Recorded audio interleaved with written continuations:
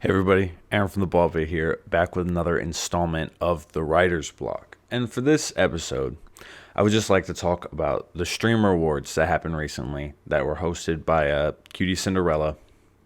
I did not get a chance to watch it live, but I've seen some of the stuff come out after the fact. It's a great show.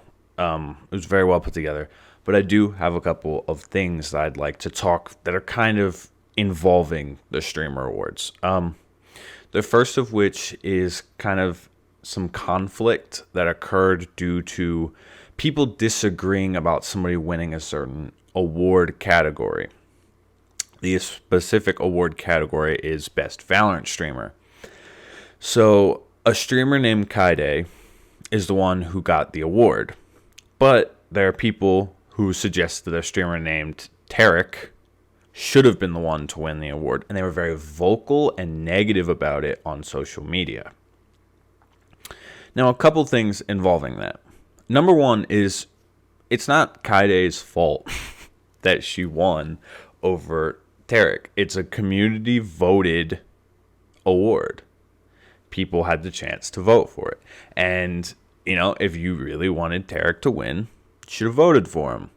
And if you did vote for him en masse and it wasn't enough, then it goes to show that the rest of the community thought Kaide should have won.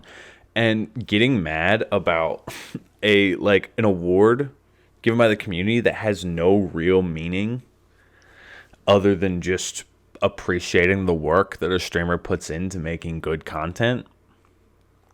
Who cares, bro? Who cares? Why are you dick riding? Honestly, it's why do you care so much that this guy wins the award? Because, from my knowledge, he's probably happy that Kaide won the award and thinks that she deserved it. And so being toxic and negative about it on social media is stupid. And you should go try to do something else with your life other than getting mad about what streamers do when you're not one of them or part of the group. Go get some bitches, go touch grass, go out and get in the sun, get a job, do some things that are way more productive in your life than yelling at somebody on Twitter about a fucking best Valorant streamer award. Who cares? And y'all fucked it up for everybody else because now Cutie is taking away the award for next year. So nobody's going to win Best Valorant Streamer because of you guys being dumb. And you're like, oh, you're punishing the whole community? Yeah, because y'all are dumb. This vocal minority fucked it up for everybody else. It's like when you're in elementary school or middle school or whatever, and a substitute teacher comes, and then there's the kids that just acting out, and then the teacher comes back, it's like, I'm very disappointed in you guys, and punishes everybody just because these kids fucked it up for everybody. This is exactly what's happening, and y'all deserve it. Deal with it. All right, that's my take on that. And now into the kind of the thing I want to talk about more, which is a conflict that was described between two streamers, being the host of the Streamer Awards, Cutie Cinderella, and another streamer named Just a Minx. So a little background is that Cutie and Minx used to be pretty close friends, but apparently that friendship, as of recently, a year ago, kind of dissolved, faded away, mostly because of Minx kind of developing and maintaining a problem with alcohol and addiction, if you will, which, it made it hard for Cutie to continue the friendship. It put a lot of weight on her, and that's not fair. So their friendship just kind of dissolved. But Minx reached out to Cutie and basically said that she was attending the Streamer Awards. She had bought tickets. And Cutie, trying to be kind, said that Minx could sit on the floor with all the other streamers as long as she didn't drink, as long as she didn't touch alcohol. And what ended up happening is at the after party, Minx got hammered, caused a bunch of problems, ended up getting the party shut down.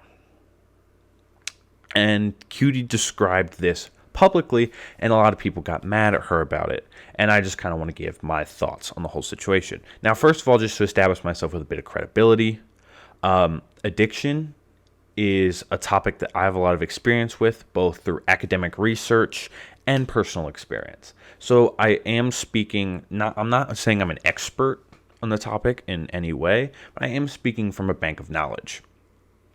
And a lot of people are saying that Minx can't control her addiction, so Cutie shouldn't be that upset about it.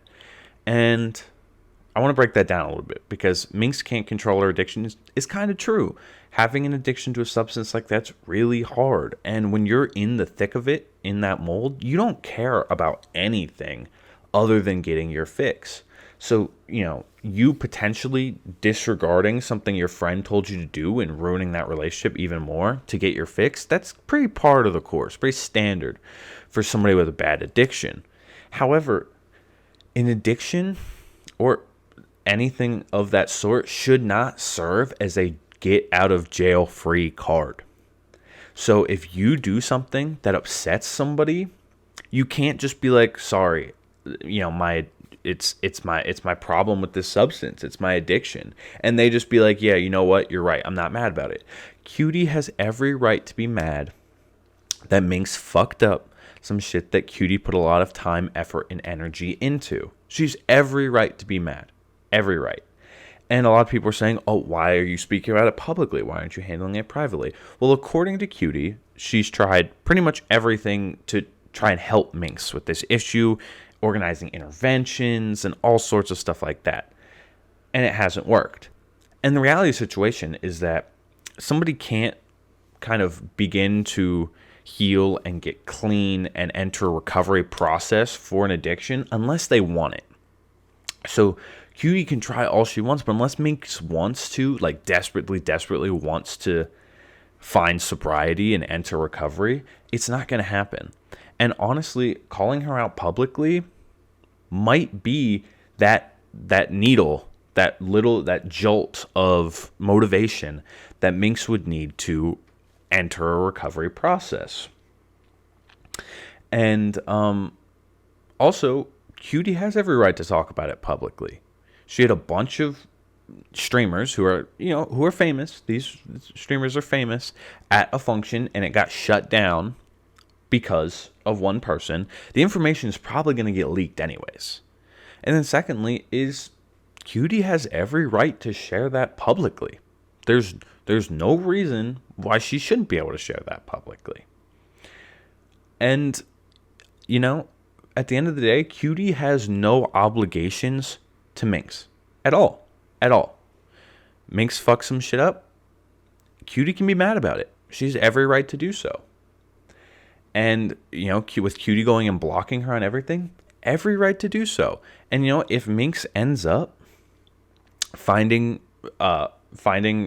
sobriety and entering a recovery process, Cutie is never obligated to unblock her on everything or become friends with her again. It's part of the reality. If you are dealing with an addiction, a substance abuse disorder, or whatever else, people in society should not be expected to conform to you. You are the one that has an issue with the substance. You kind of have to conform. Like, it's part of your recovery process to come to terms with the bad shit you might have done in the past and the people you might have hurt. And you can go and apologize to them. And you should and have to understand that they don't have to accept your apology positively. They don't have to befriend you again. They don't have to, forgive you. They don't have to do that. You are saying sorry and apologizing to them, not to get them back as a friend or a family member or whatever, but because that's part of the healing process, to accept what you've done. And I hope that Minx can find the recovery she needs. Obviously, if you're still watching this video, don't go and hate on Cutie or Minx for this. It's just dumb. Leave it in their own hands now.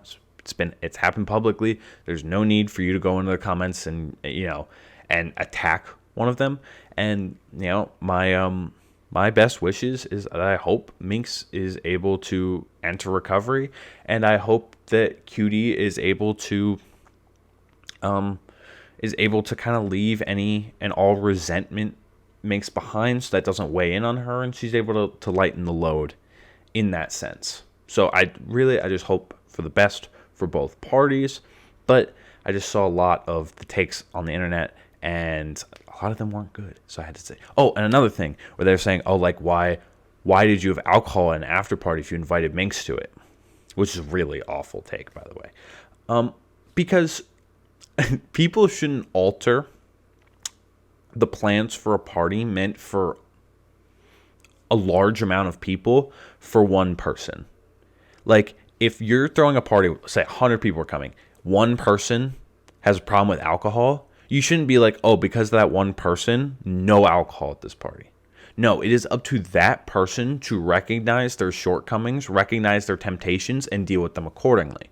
So if Minx was acting responsibly in that moment, she probably should have not attended the after party.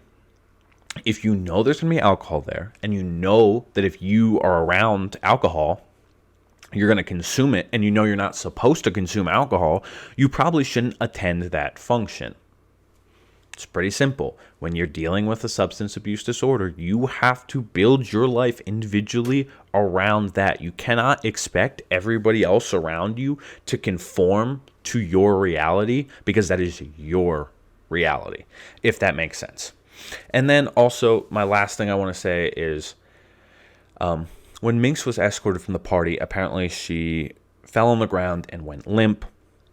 And I heard later, I think from Minx, that she had an epileptic episode, which obviously I hope she's okay from. I hope that didn't cause any damage to her. Hope she gets out of that fine. And a lot of people are, or not a lot of people, like, she said that it was the kind of the worst epileptic episode that she faced in years, which sucks that happened. And a lot of people are essentially suggesting that she is faking it, because it's just so coincidental that you have one of your worst epileptic episodes in that moment.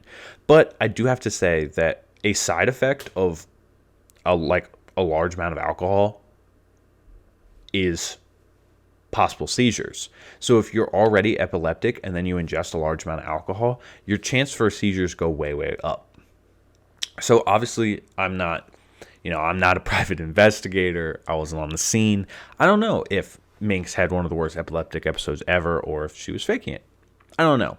But I tend to try to be as generous as I can. I think it really happened. I don't think she was faking it. And I hope that the mixture of the very public nature of this event, the loss of somebody who was once a really close friend to her, and this medical emergency that happened all at the same time, I hope those three events are able to kind of pair together to make this a really powerful moment in Minx's life, to where she's able to find recovery. And if that is the case, I support her in every way possible to try to find her own path to recovery.